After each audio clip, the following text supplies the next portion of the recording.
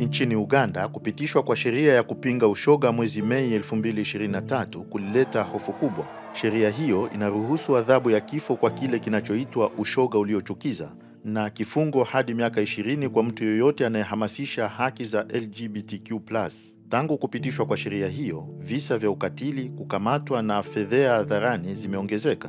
Juhudi za kupinga sheria hiyo katika mahakama ya katiba ya Uganda ziligonga mwamba, na hivyo sheria kubaki vile vile, huku maisha ya wengi yakiwa hatarini.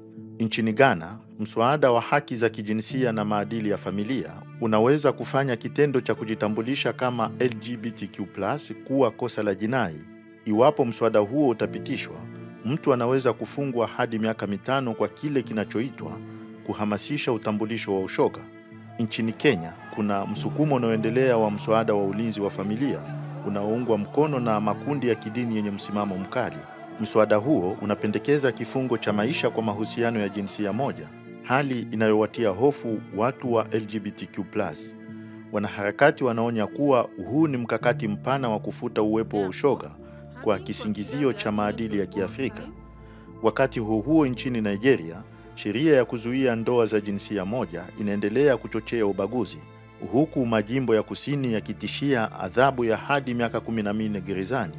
Maeneo ya kaskazini yanayotumia sheria ya Kiislamu Sharia yamepitisha adhabu ya kifo kwa mtu yeyote anayejihusisha na mapenzi ya jinsia moja. Mateso ya polisi, unyang'anyi kwa njia ya vitisho na mashambulizi ya kimwili ni tishio la kila siku kwa watu wa jamii ya LGBTQ+ nchini Nigeria.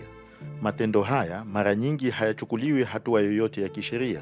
Sheria hizi kali zinakuja wakati ambapo mazingira ya kimataifa, yakiwemo serikali zenye mrengo wa kihafidhina kama Marekani, yanazidi kushajiisha matamshi ya chuki dhidi ya jumuiya ya LGBTQ+ duniani kote. Lakini licha ya hofu na ukandamizaji, ujasiri bado upo. Barani kote, wanaharakati wa jumuiya ya LGBTQ+, washirika wao na watetezi wa haki za binadamu hawako tayari kunyamazishwa. Wanapigania kutambuliwa kisheria na haki ya msingi ya kuishi kwa heshima na bila hofu.